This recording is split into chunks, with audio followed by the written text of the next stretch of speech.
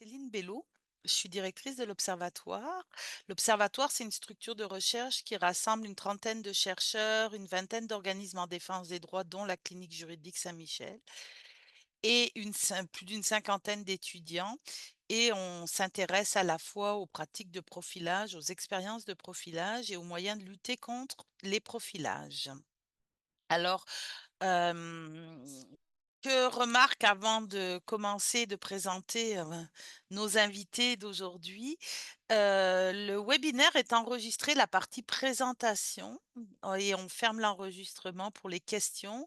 Les invités vont présenter pendant une quarantaine, 45 minutes de présentation et après on ouvrira la discussion. Vous pourrez utiliser à ce moment-là les moyens habituels, soit le chat, soit la main pour poser vos questions ou faire vos commentaires.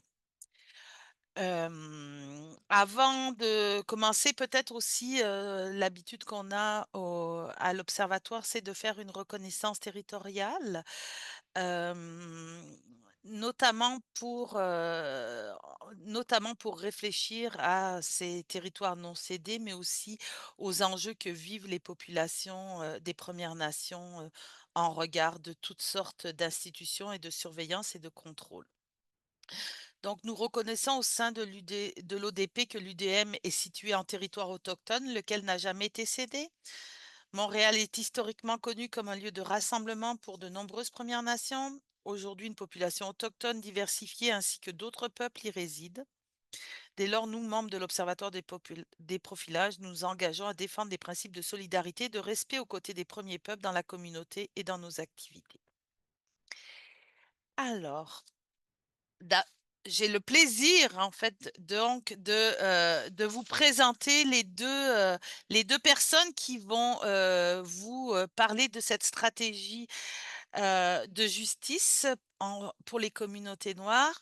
Dans un premier temps, Maître Belton, qui est avocat et président fondateur de la clinique juridique Saint-Michel et qui a été au cœur de cette stratégie en siégeant sur le comité qui a développé ce rapport-là, et Xiomara Barreno, qui est une jeune femme qui a grandi à Montréal-Nord et qui est titulaire d'une maîtrise en droit et politique internationale et un DSS en droits humains. Elle travaille dans différentes initiatives sur l'autonomisation des femmes, le renforcement organisationnel et la défense des droits de différents groupes autochtones, notamment en Honduras. Et elle est chargée de projet pour la clinique juridique de Saint-Michel. Et elle va vous raconter le rôle qu'elle a joué et comment la clinique juridique Saint-Michel a participé finalement à la consultation au Québec pour le développement de cette stratégie. Alors, je vais leur laisser la parole et je vous reviens pour l'animation à la fin de leur présentation. Bonne présentation, bon webinaire. Super, merci beaucoup Céline. Bonjour à tous, merci de l'invitation. Donc, je viens de partir mon chronomètre à 25 minutes pour être sûr de ne pas dépasser le temps. Si vous entendez sonner, ce sera sûrement ça. Donc, je vais commencer en vous partageant mon écran.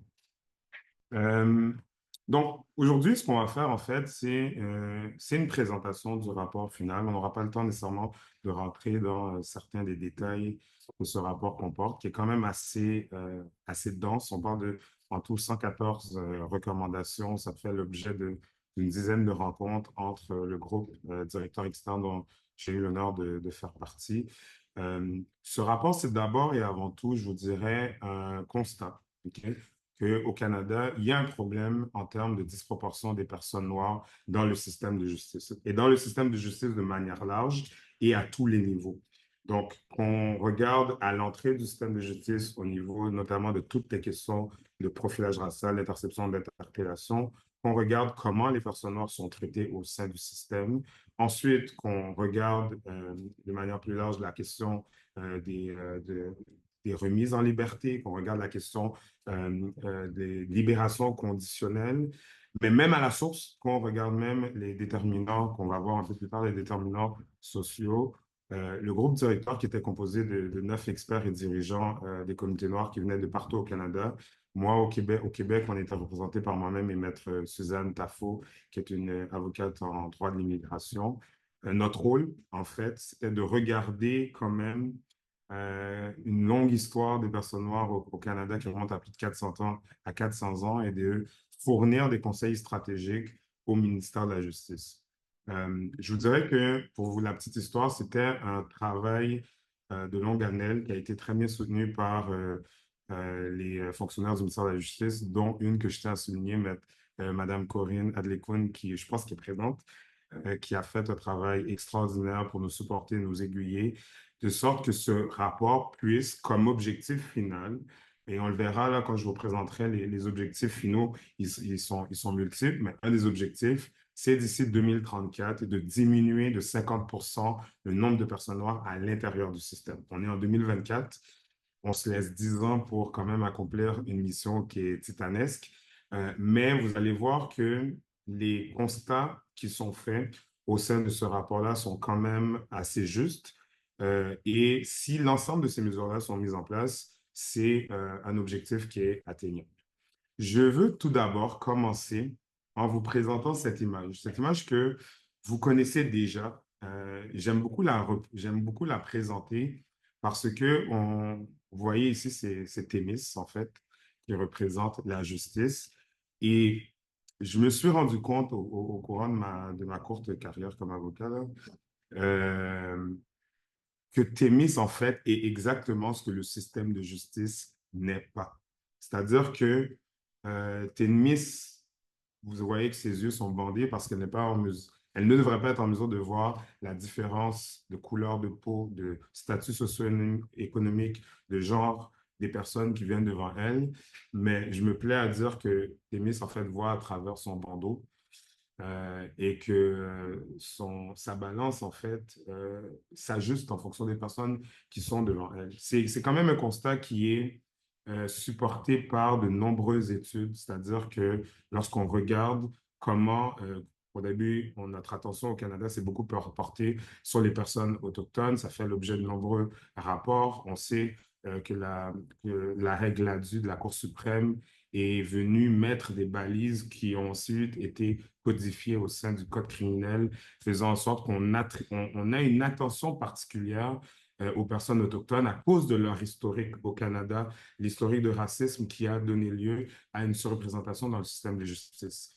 Mais avec, en fait, ce rapport, le rapport de la stratégie canadienne en matière de justice pour les personnes noires, on s'est attardé à l'histoire des personnes noires au Canada, comme je l'ai dit un peu plus tôt, qui ont une présence au Canada qui remonte à plus de 400 ans.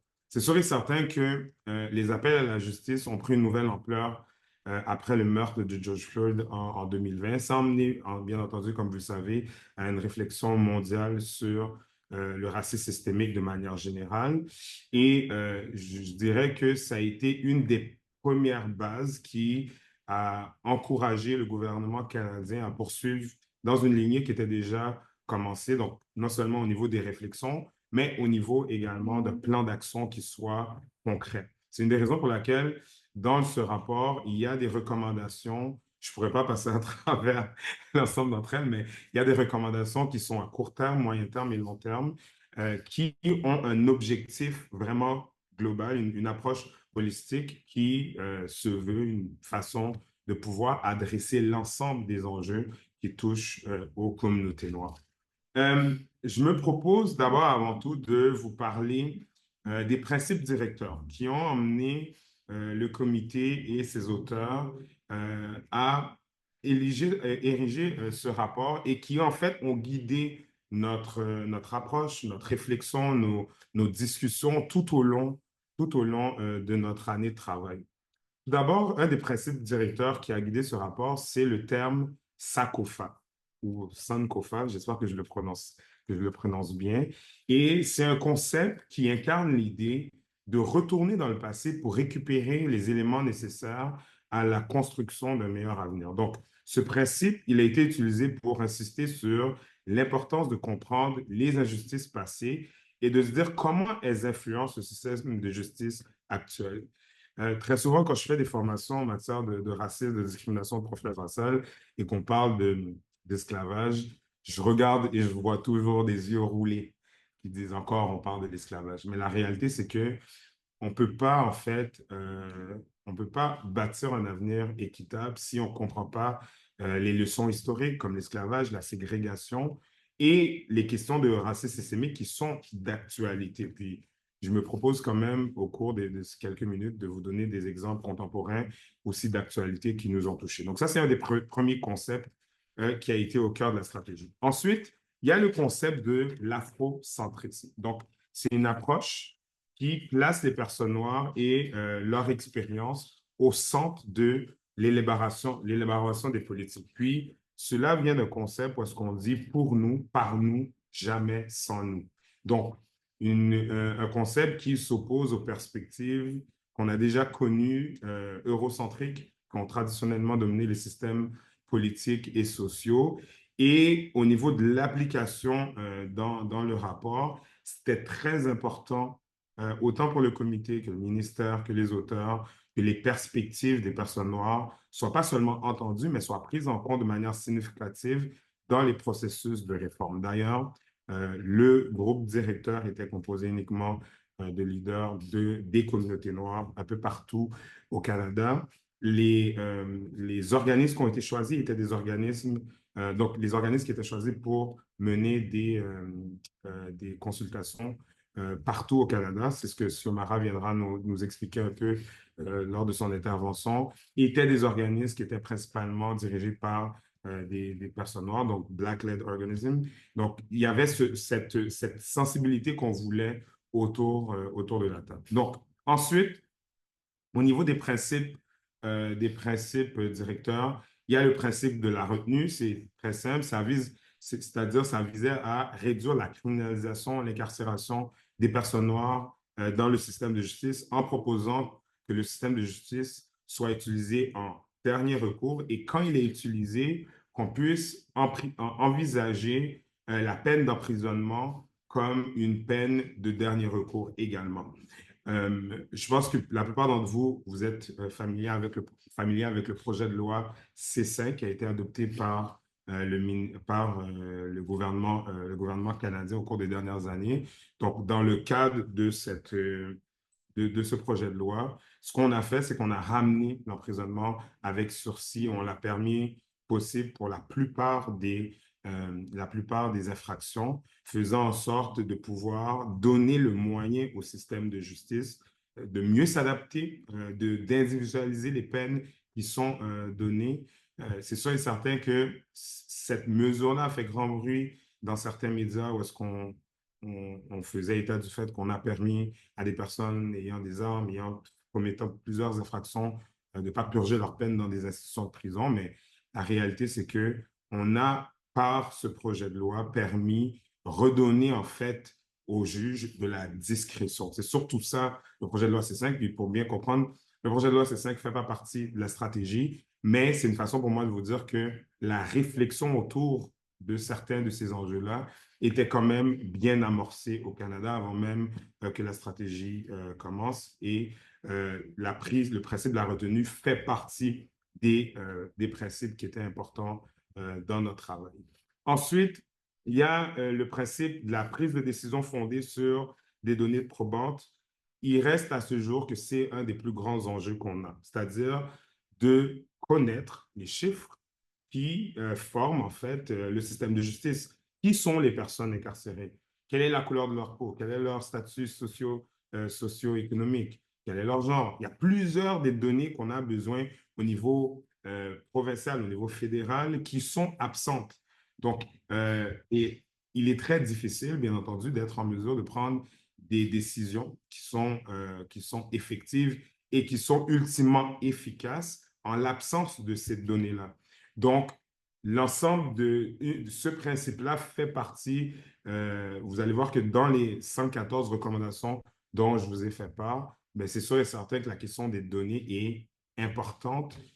Si on prend seulement à Montréal, lorsqu'on a été en mesure de pouvoir mettre des chiffres sur le problème des interpellations, notamment dans le rapport Harmonie, que ce soit à Montréal, que ce soit à Repentigny ou dans d'autres villes, ça nous a donné les outils de pouvoir emmener des recours juridiques comme le recours Loemba, ou encore, si je prends par exemple l'action collective de la Ligue des Noirs. Mais l'action collective, ça c'est un bon exemple de recours collectif qui est fondé sur la base de données probantes, donc des données qui ont été colligées par le système lui-même, analysées, et qui permet aujourd'hui de pouvoir fonder notre réflexion autour de l'enjeu de l'interpellation ici au Canada. Finalement, le dernier principe fondateur de cette stratégie, c'est le concept de la justice réparatrice qui vise à réparer les préjudices causés plutôt qu'à punir. Donc, ça repose sur la réconciliation entre les victimes et les délinquants et l'idée que les communautés doivent jouer un rôle central dans ce processus. Donc, dans le cadre du rapport, le rapport suggère d'appliquer ce principe pour traiter les inégalités subies par les personnes noires dans le système de justice pénale. Et ce que ça signifie en d'autres mots, c'est de dire, au lieu de se concentrer sur la punition, le système doit chercher à guérir les torts historiques et à restaurer la dignité des personnes affectées. Donc, euh, ça, c'est les principes directeurs. Ça guide la réflexion, ça a guidé nos discussions, ça a guidé nos échanges. Et maintenant, j'aimerais vous parler des piliers sur lesquels repose la stratégie. Donc, les piliers, ça constitue vraiment, je l'ai écrit, l'épine dorsale de la stratégie. Donc, on se concentre sur les différents aspects du système de justice qui va influencer directement l'expérience des personnes noires dans le système de justice. En gardant en tête, quand on parle de disproportion au Canada, les personnes noires par rapport à leur poids dans la société sont 2 fois plus représentées dans le système de justice. C'est une des raisons pour laquelle le chiffre auquel je vous ai fait référence, le 50% d'ici 2034, vient directement de ça. On veut rétablir les inégalités et rétablir en fait cette disproportion pour que le poids de la société des communautés noires soit égal au poids de la société des personnes qui se trouvent dans le système de justice. Donc, regardons rapidement ces 5 piliers de la stratégie. Donc, tout d'abord, il y a les déterminants sociaux de justice. Okay? Donc, on parle de quoi ici? On parle d'emploi, de logement, de santé, d'éducation, qui vont jouer un rôle crucial dans l'entrée des personnes dans le système judiciaire. C'est une des raisons pour laquelle je vous disais au début que notre réflexion, c'est pas seulement attardée de manière ciblée sur lorsque les personnes se trouvent à l'intérieur du système de justice, mais qu'est-ce qui fait en sorte qu'ils arrivent avant? Une des choses que les sciences sociales nous apprennent, c'est que ben, c'est sûr et certain que lorsqu'il y a une précarité au niveau des emplois, lorsque les gens ont de la difficulté à se loger, lorsque leur santé est compromise, lorsque l'éducation est un enjeu, tous ces déterminants sociaux vont avoir ultimement un impact sur comment les gens, ultimement, vont se retrouver à l'intérieur du système de justice. Pour ce faire, on a utilisé des études comme celle de Ossu Bomba, donc d'ailleurs un des auteurs du rapport, qui montre que les personnes noires au Canada ont des revenus inférieurs, des taux de chômage plus élevés, un accès réduit à des logements sûrs et stables et, de manière générale, une moins bonne santé. Et dans les recommandations, une des choses que vous allez retrouver, sans faire référence pour une question de temps, aux recommandations particulières, il y a la question d'augmenter les ressources pour les programmes d'emploi destinés aux jeunes noirs, d'allouer des fonds pour améliorer l'accès à des logements abordables et créer aussi des programmes d'éducation qui incluent l'histoire et la contribution des personnes noires. On sait aussi au niveau des piliers, un autre pilier, c'est bien entendu le service de police, puis ça traite directement de la question du profilage racial. Je pense que on est très bien au fait des chiffres, de la situation du profilage racial à Montréal, au Québec, de manière plus générale, au Canada. Si on pense ici au Canada, à Montréal, j'ai déjà parlé, bien entendu, des différents rapports harmonie. Je dis des rapports harmonie parce qu'il y en a eu plusieurs à Repentigny, à Ottawa, à Vancouver, à Toronto. Beaucoup d'autres villes ont, sont allés chercher les chiffres qui se penchent sur l'enjeu du profilage et dans toutes les grandes villes canadiennes, il y a un enjeu de disproportion. Donc, la question du profilage racial, gardons en tête que ça s'attarde, oui, à la question de la raison pour laquelle les personnes noirs sont sélectionnés plus souvent par les forces de l'ordre, mais s'adresse aussi à la question du traitement, trop souvent oublié par les tribunaux, trop souvent oublié par les médias de masse, des fois lorsqu'ils communiquent ces informations-là. La question du profilage touche à ces deux enjeux-là. Donc, l'excès de force, le nombre d'arrestations, sont tous des enjeux qui touchent à la question du profilage. Et dans les recommandations, une des choses qu'on est en mesure de voir et qui ont été recommandées par les auteurs, c'est d'accroître la formation obligatoire pour les forces de l'ordre sur la lutte contre le racisme et les compétences culturelles. Je me permets, si je peux quand même, j'ai toujours comment dire, des doutes sur l'efficacité de la question de la formation. Je pense que vous allez voir que aucune des recommandations, il faut voir l'ensemble de ces recommandations comme étant un spider web, si vous me permettez l'expression. Donc, le tout est enchevêtré. Ça veut dire qu'aucune des recommandations à elle seule peut avoir un effet si elle n'est pas accompagnée des autres. Donc, la question de la formation obligatoire dans la décision de Wembar en première instance, le juge Hiergeau fait notamment référence aux réticences que même M. Massillonnet, qui a témoigné, émet sur la question de la formation. Mais ça fait quand même partie des recommandations parce qu'on doit le voir, comme je viens de le dire, comme étant un tout. Fin de ma parenthèse, fin de mon éditorial. Et il y a la question aussi de mettre en place des mécanismes de surveillance indépendants pour rassurer la responsabilisation des agents. Ensuite, il ne me reste pas beaucoup de temps, je vais avancer. Il y a la question au niveau des piliers des tribunaux et de la loi. Donc, ici, ça fait référence notamment à recommander que des lois pénales et que les décisions judiciaires qui affectent de manière disproportionnée les personnes noires puissent être réformées. Donc, il y a la question de la détention avant procès, donc la mise en liberté sous caution. Je pense que c'est important. Il y a un dossier récent qui là-dessus m'interpelle.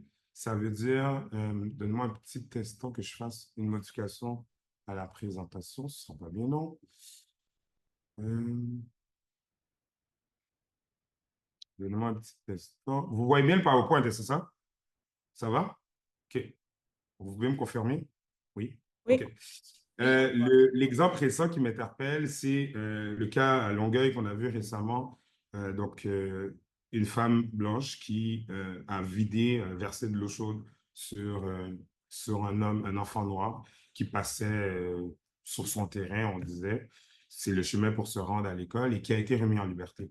Moi, personnellement, je soulevais la question. Puis la question que je soulève, à mon sens, ben, je dis pas que la question est pertinente parce que c'est moi qui la soulève.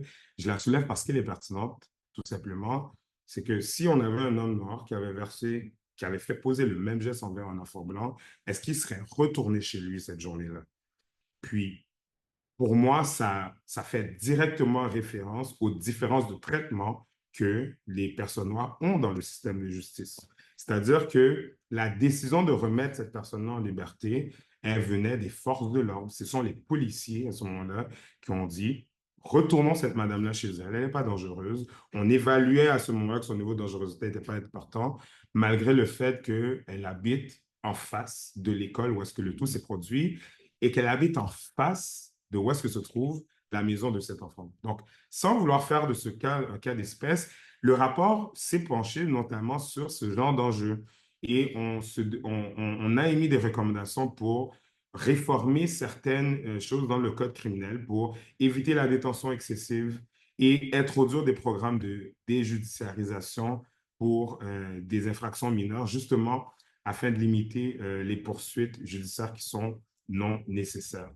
Ensuite, il y a la question du service correctionnel. Donc, on sait que les personnes noires incarcérées souvent vont subir des conditions plus difficiles que les homologues noirs, notamment en matière d'accès au programme de réhabilitation et de traitement équitable.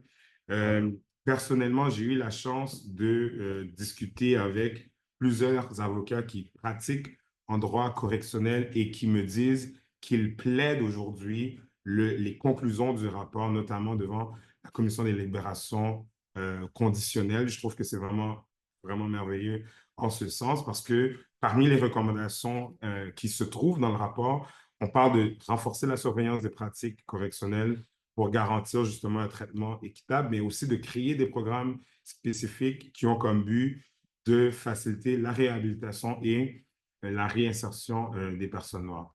Puis finalement, un des autres, le dernier pilier, en fait, c'est le pilier de la libération conditionnelle, de la réintégration et de la réinsertion. Donc, la question ici, c'est de se dire, une fois les personnes libérées, quels sont les obstacles qu'ils vont rencontrer, notamment au niveau de la discrimination à l'embauche, les préjugés sociaux et le soutien communautaire qui est crucial pour pouvoir réintégrer la vie de manière générale. Et dans la période de référencement, on est allé regarder des rapports qui justement montraient que les personnes noires qui sortent de prison ont des difficultés plus importantes que leurs homologues à trouver un emploi et à réintégrer la société. Et dans les recommandations, on a notamment fait référence à l'importance d'augmenter la représentation des personnes noires parmi les agents de libération conditionnelle et de probation et de créer des partenariats avec les organisations communautaires noires pour offrir un soutien post-incarcération qui soit mieux adapté. Donc, je vois le temps qui file, il me reste 2 minutes. Donc, ce que je vous propose de faire, c'est peut-être juste un court, un court overview, un court passage de voir un peu au niveau des secteurs prioritaires, qu'est-ce qui nous a intéressés. Donc, ça, ce sont tous les domaines dans lesquels les actions doivent être concentrées pour garantir des réformes durables et significatives. Donc, on parle de quoi? On parle d'un objectif au niveau de la désincarcération. Donc, j'en ai parlé un peu plus tôt. L'objectif ici, c'est de réduire le nombre de personnes noires de 50% d'ici 2034. Donc, réduire notamment en libérant les personnes qui sont déjà incarcérées, mais aussi de réduire le nombre d'entrées dans le système pénal. Et dans les recommandations, on va viser ici les sanctions alternatives, comme les programmes de réhabilitation communautaire, de limiter l'utilisation de la prison pour toutes les infractions non violentes. Donc, ça, c'est quand même quelque chose d'important. Il y a, bien entendu, au niveau des secteurs prioritaires, donc ici, on se dit, voilà notre champ de travail, voilà les endroits spécifiques qu'il faut attaquer pour pouvoir avoir un impact plus important rapidement.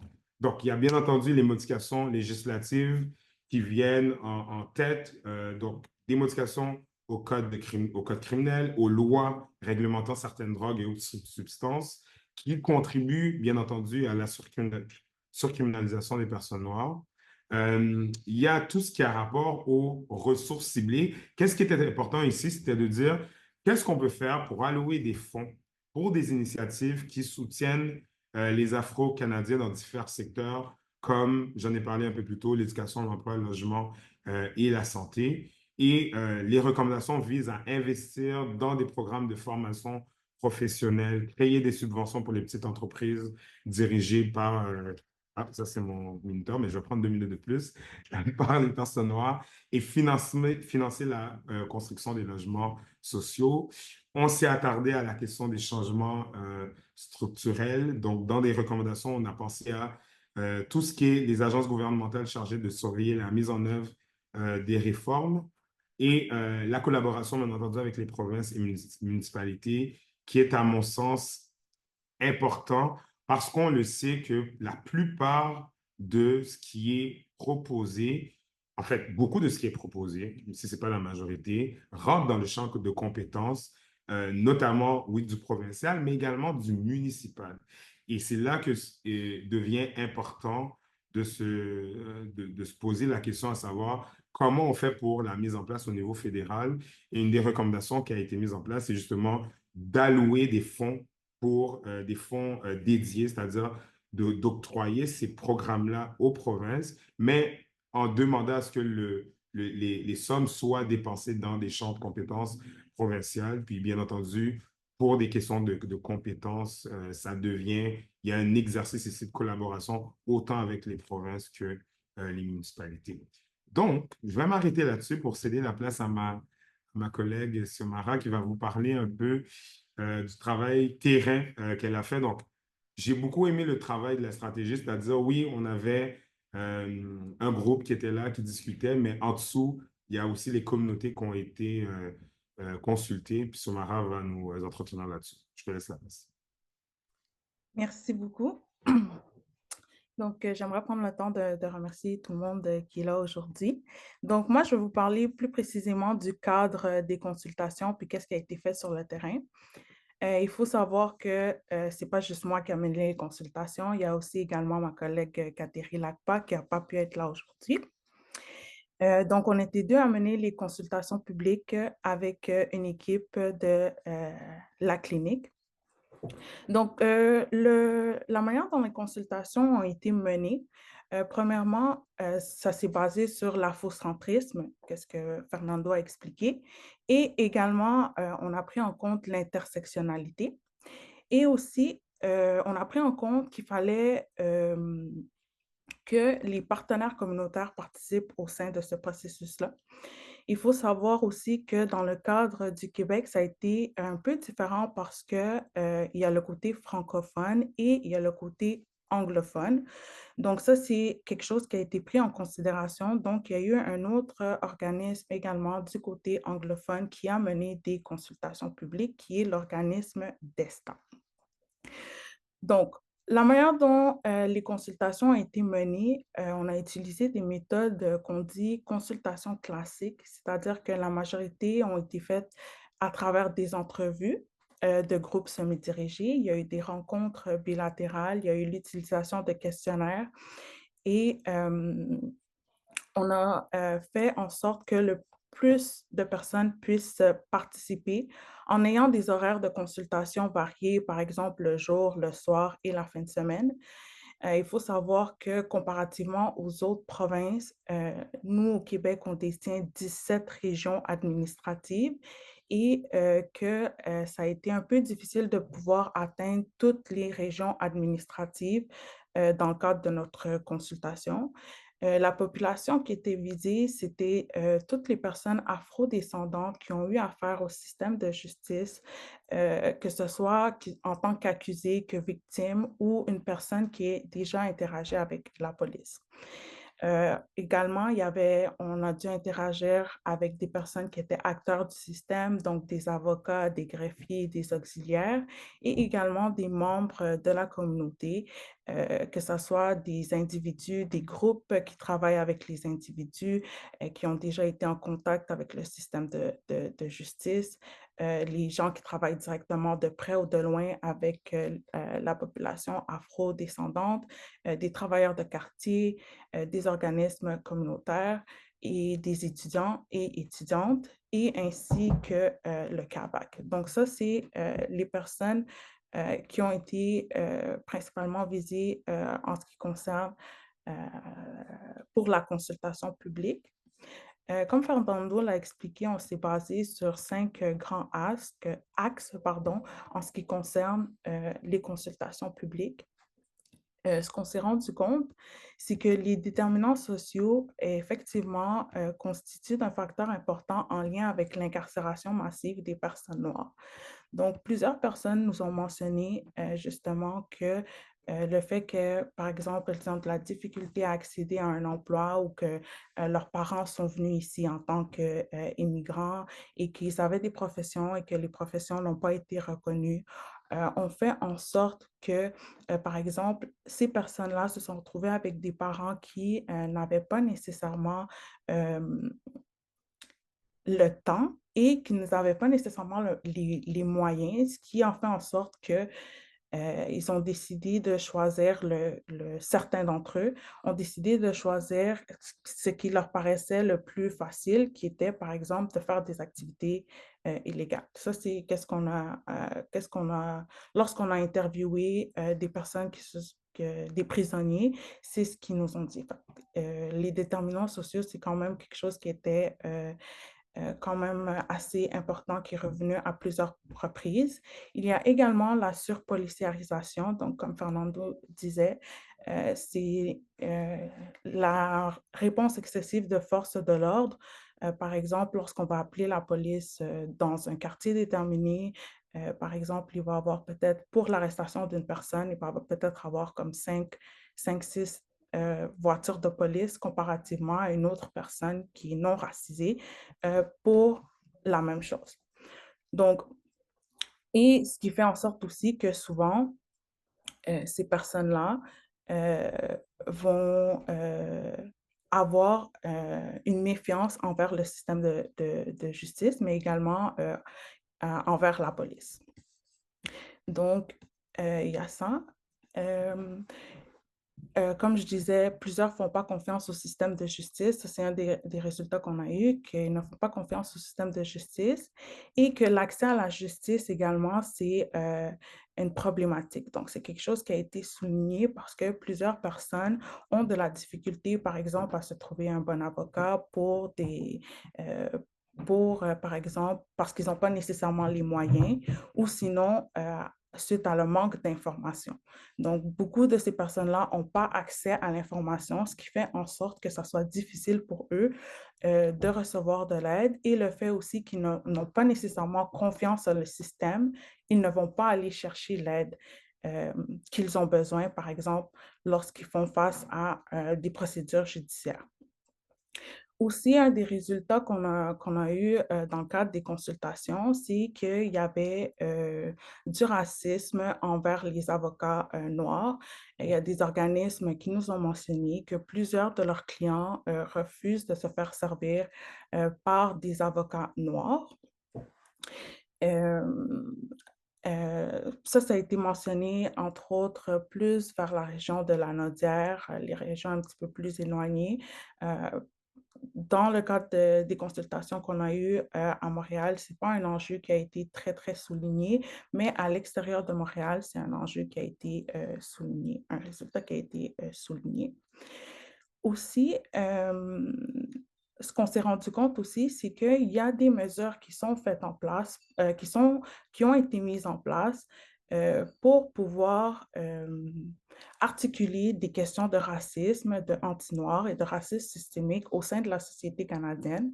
Par exemple, l'évaluation de l'impact de la race et de la culture. Donc, essentiellement, c'est une évaluation qui, normalement, est prise en compte dans la détermination de la peine dans le cadre des jugements des Afro-Canadiens. Dans le cadre du Québec, nous, quand on a posé la question, ce qu'on s'est rendu compte, c'est que c'était une évaluation qui était méconnue par la majorité des avocats que nous, on a interviewés. Et ceux qui connaissaient cette évaluation-là et qui la prenaient en compte nous ont mentionné que c'est comme un couteau, cette évaluation est comme un couteau à double tranchant, puisque elle peut être instrumentalisée pour les personnes racisées. Donc, par exemple, si on utilise l'évaluation, ce qu'on a vu, c'est différent pour les hommes et c'est différent pour les femmes. Dans le cadre d'un homme, ben, ce qu'on a vu, c'est que, par exemple, on va dire, ah, ben, à cause qu'il a subi telle situation, ben, si on remet en liberté cette personne, il peut avoir un cas de récidive. Donc, c'est supposé d'aider la personne à pouvoir avoir une sentence, réduire sa sentence, mais finalement, ça ne la réduit pas parce qu'on utilise ce contexte-là contre elle à la place de l'utiliser pour réduire sa sentence. Et dans le cadre des femmes, c'est la même chose. Donc, par exemple, si on va parler d'une femme qui a été victime de violences conjugales ou qui a été victime de certaines circonstances liées, par exemple, si c'est une femme immigrante qui a subi des traumatismes dans son pays d'origine, puis qui est arrivée ici, puis qu'on lui fait une évaluation, ben ça aussi, c'est utilisé contre elle, par exemple, pour ne pas la remettre en liberté conditionnelle, par exemple. Donc, ça, c'est un des résultats qu'on s'est rendu compte concernant l'évaluation de cet impact, de l'évaluation de l'impact de la race et de la culture en ce qui concerne les déterminations de la peine. Et aussi, ce qu'on s'est rendu compte aussi, c'est que pour les personnes qu'on a interviewées, leurs premières interactions avec la police se sont produites entre l'âge de 5 à 13 ans. Donc, ça aussi, ça n'a pas aidé leur situation parce qu'ils ont eu comme ils ont commencé très tôt à avoir une relation négative avec la police. Dans le cadre des centres pénitentiaires, ce qu'on s'est rendu compte également, c'est qu'il y avait de la discrimination et du racisme. Par exemple, les demandes des prisonniers noirs ne sont pas nécessairement prises au sérieux. Il y a souvent des commentaires racistes, l'utilisation du mot en haine, et même s'ils sont surreprésentés, par exemple, euh, en prison, ils sont sous-représentés. Ça veut dire que dans le sens où la population noire, pour le pourcentage de population noire qu'il y a au Canada, ils sont très présents dans les prisons, mais ils demeurent quand même sous-représentés. Donc, ça veut dire que puisqu'ils sont sous-représentés dans les prisons, souvent leurs besoins, euh, ça peut être leurs besoins ne sont pas pris en considération. Par exemple, ça peut être des besoins liés à leurs cheveux ou leur peau. Ça, c'est des choses qui ne sont pas prises en considération, les shampoings, les crèmes. Euh, Puis, ils sont souvent considérés comme plus dangereux dans les prisons. Les résultats qu'on a eus, c'est que quand on a posé les questions, souvent, dès qu'ils rentrent dans la prison, ils reçoivent comme des menaces d'avoir un certain comportement parce que sinon, ils vont se faire transférer. Et pour eux, même s'ils subissent de la discrimination ou qu'ils sont victimes d'actes de violence, souvent, ils ne vont pas se plaindre parce qu'ils savent que ça va être utilisé contre eux ou qu'on ne les prendra pas au sérieux. La même chose pour les femmes. Nous, en ce qui concerne les femmes, euh, on a voulu interviewer des femmes, mais à cause de la fatigue des consultations, les femmes, on n'a pas réussi à interviewer des femmes directement, mais on a réussi à interviewer des organismes qui travaillent directement avec des femmes qui ont été incarcérées. Et ce qu'on a vu, c'est que les femmes sont souvent victimes de micro-agressions tout au long de leur incarcération. Et aussi, elles sont beaucoup plus contrôlées comparativement aux hommes. Donc, si elles ont des conjoints, elles vont être interdites de parler avec leurs conjoints. Euh, Tout ce qui est relations familiales, c'est beaucoup plus contrôlé que, par exemple, pour les hommes. Ça, c'est en ce qui concerne les centres pénitentiaires. On s'est concentré également sur la section de réinsertion et réintégration sociale. Dans ce cadre-là, nous, on a tenté de rentrer en contact avec plusieurs maisons de transition afin de les rencontrer. Et ce qu'on s'est rendu compte, c'est que plusieurs de ces maisons de transition-là ne se sentaient pas concernées par la problématique de la surincarcération des personnes noires parce que la majorité des populations que eux desservaient n'étaient pas des afro-descendants. Donc, beaucoup d'entre eux ont refusé de participer à notre consultation publique. Par contre, on a eu l'occasion de s'entretenir avec Woodstock, qui est un organisme à Montréal-Nord, qui ont un projet pilote de justice réparatrice axé sur l'afrocentrisme, comme Fernando l'a expliqué, donc pour et par les personnes noires, qui a vu le jour en 2017. Et au sein de ce programme de mesures de rechange général, le PMRG, qui est chapeauté par Équijustice, ils ont fait des différents ateliers axés sur des thèmes qui se basent sur la méditation, la gestion des émotions, l'introspection, l'estime de soi, pour travailler sur la reconstruction de soi. Donc, dans le cadre des consultations aussi, ce qu'on s'est rendu compte, c'est qu'il y a beaucoup de personnes, il y a comme cette dualité, puisque ça, c'est quelque chose qu'on a observé plus précisément chez les hommes. Euh, il y a comme une dualité parce que la perception de la société, de l'homme noir, est différente de la perception qu'eux, ils ont d'eux-mêmes. Donc, c'est comme ils deal avec le fait, excusez-moi l'anglicisme avec le mot deal, mais c'est comme si ce qu'on s'est rendu compte, c'est que la perception considère l'homme noir comme dangereux, mais l'homme noir n'a pas cette perception de lui-même. Donc, ce qui se passe, c'est que souvent, quand ils participent à des programmes de justice, justice alternative ou réparatrice, ils doivent retravailler sur cette sur cette reconstruction de soi pour pouvoir eux-mêmes recréer leur identité, parce que lorsqu'ils sont passés par le système de justice, c'est comme si toute leur identité a été déconstruite. Donc ça, c'est par rapport à ça. Aussi, ce qu'on s'est rendu compte, c'est que, dans le cadre du, programme qui est fait par Hoodstock, donc la justice réparatrice, il y a eu aucune récidive. Donc ça veut dire que lorsque les pour l'instant, c'est un programme qui est seulement donné, pour les hommes. Donc comme c'est un projet pilote, Heu, pour l'instant, il travaille avec, des, des hommes, jusqu'à un certain âge, et si le projet réussit à devenir un projet, un peu plus élargi, ils vont commencer à travailler avec les femmes.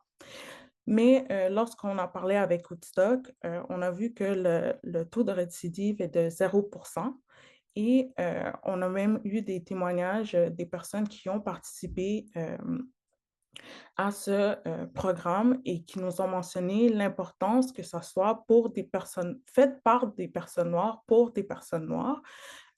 Tout ce concept d'afrocentrisme, c'est quelque chose qui a été mentionné par les participants du programme, parce que pour eux, ils ont l'impression que les personnes qui participent au programme peuvent comprendre leur réalité en tant que personne, et que, par exemple, si c'est des personnes qui ne sont pas racisées, elles ne peuvent peut-être pas euh, comprendre ce que vit cette personne-là, notamment à cause des privilèges dont bénéficient les personnes qui ne sont pas racisées.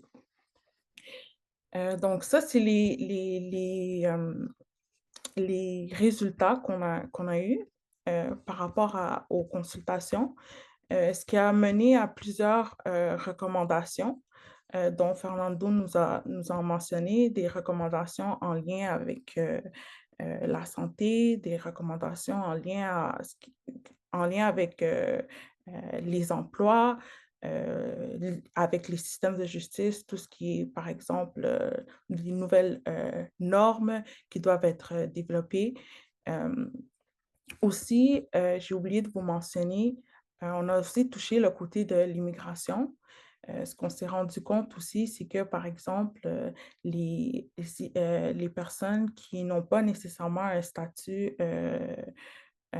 qui ne sont pas citoyens canadiens aussi, peuvent être victimes euh, de surpoliciarisation. Ça joue également dans les déterminants sociaux, puisque leur statut, euh, avec tout ce qui est en lien avec la manière dont la loi est formée pour les résidents permanents, les non-résidents permanents, ça aussi, des fois, ça a un impact. On a eu des témoignages comme quoi il y avait des personnes, par exemple, si on prend en exemple les travailleurs temporaires, ou les personnes qui viennent ici sous contrat, souvent ils vont être victimes de crimes de leurs employeurs, et ils ne vont pas euh, faire recours au système de justice parce qu'ils n'ont pas confiance au système de justice, mais également parce qu'ils savent que leur statut au Canada peuvent avoir un impact sur le fait s'ils peuvent rester au Canada ou pas. Donc ça aussi, ça a été pris en considération dans le cadre de nos consultations. Aussi, un des résultats qu'on a eu, qu'on s'est rendu compte, c'est que la réalité des personnes noires n'est pas la même.